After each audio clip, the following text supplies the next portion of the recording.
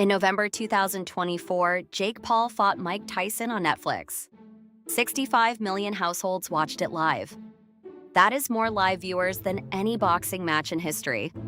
More than any Netflix original had ever pulled in a single night. Jake Paul, the kid who used to make 6-second videos on Vine, just delivered Netflix's biggest live sports audience ever. He made $40 million from that one fight. His net worth as of 2026 sits at approximately $200 million. Forbes ranked him third on their top creators list in 2025 with $50 million in annual earnings.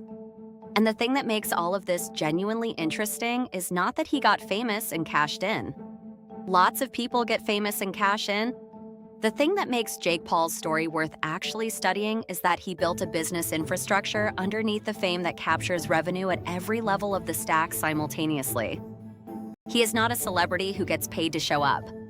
He is a promoter who also happens to be the fighter on the card he is promoting. That structural difference is worth about $150 million, and most people still do not understand it.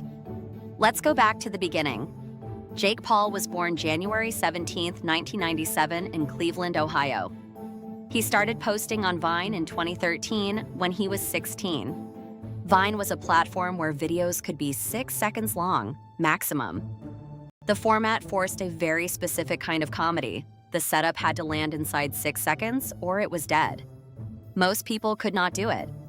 The ones who could built enormous audiences very fast because the platform had no algorithm yet in the traditional sense and content spread through follows and loops. Jake was good at it. He amassed over 5 million followers and 2 billion views before Vine was shut down in 2017. He was one of the most followed creators on the platform at its peak alongside people like King Bach, Logan Paul, and Lele Pons.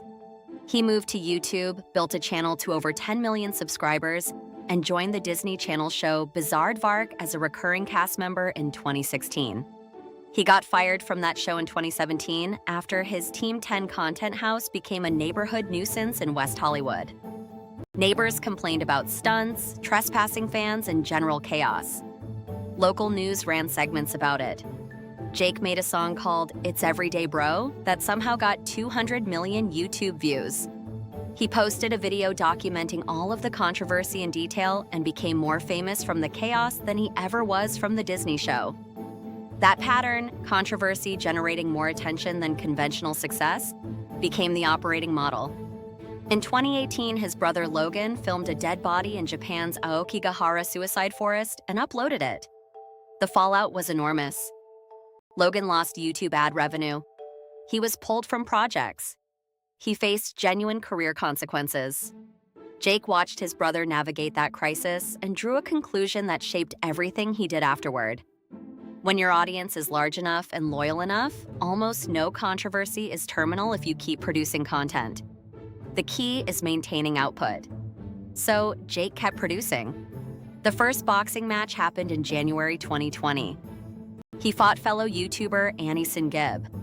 The fight lasted under 2 minutes. Jake won by technical knockout. It was not a serious athletic event, but it got 1.3 million pay-per-view buys. For a YouTube boxing match, 1.3 million people paid money to watch 2 internet personalities fight. The market signal was clear. People would pay to watch Jake Paul fight. The question was how to structure that market signal into a real business. The answer was most valuable promotions. Jake co-founded MVP in 2021 alongside a career investor and sports executive named Nakisa Badarian. The company's purpose was to produce and promote boxing events. The insight behind it was one of the simplest and most powerful in sports business. When a fighter competes on a promoter's card, the promoter takes a significant percentage of all revenue: the gate, the broadcast rights, the pay-per-view split, the sponsorships, the merchandise. The fighter gets a purse, which is a portion of what the event generates. The promoter keeps the rest. Jake Paul decided to be both. When Jake fights on an MVP card, he earns the fighter purse. He also earns the promoter's cut. He captures both sides of the revenue split that traditional boxing separates between 2 parties. His fight against Mike Tyson in November 2024 illustrates the math. Netflix paid MVP a site fee reportedly in the range of $40 million for the broadcast rights. Jake's fighter purse was approximately $40 million separately. Total revenue from a single event to entities he controlled was in the range of $80 million or more before merchandise and sponsorships. A traditional fighter in the same fight would have received a negotiated purse. Tyson reportedly received approximately $20 million as the opponent on Jake's card. Jake made roughly twice what Tyson made in a fight Jake was promoting. That is the structural advantage. Now let's talk about opponent selection, because that is the strategy people miss most when they analyze Jake Paul's boxing career. Boxing purists spent 3 years criticizing Jake for fighting unqualified opponents. Anis Gibb, a fellow YouTuber. Nate Robinson, a retired NBA basketball player. Ben Askren, a wrestler and UFC fighter with no professional boxing record. Tyron Woodley, twice, a retired UFC welterweight champion. Anderson Silva, a retired UFC middleweight champion.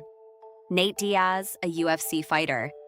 Tommy Fury, a reality television personality. Each of these opponents shares a specific characteristic. They are all recognizable names with existing fan bases who bring curiosity to the event without bringing world-class boxing skills. Anis Gibb's fans watched. Nate Robinson's NBA fans watched. Ben Askren's MMA fans watched.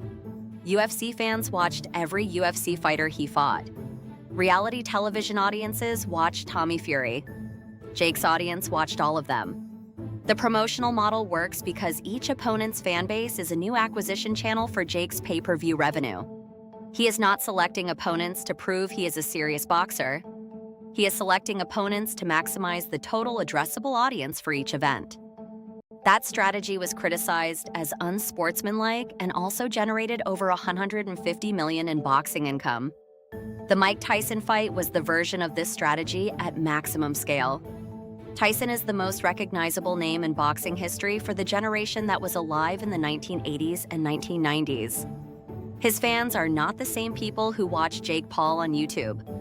Putting them on the same card delivered both audiences to Netflix simultaneously. Netflix got its biggest live event ever. Jake got his biggest payday. The outcome of the fight, which Jake won by unanimous decision over a 58-year-old man who had not fought in 4 years, is almost irrelevant to the business analysis.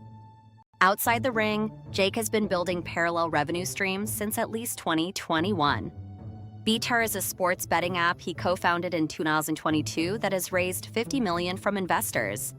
W is a men's body care brand he launched in 2024 that carries a reported $150 million valuation.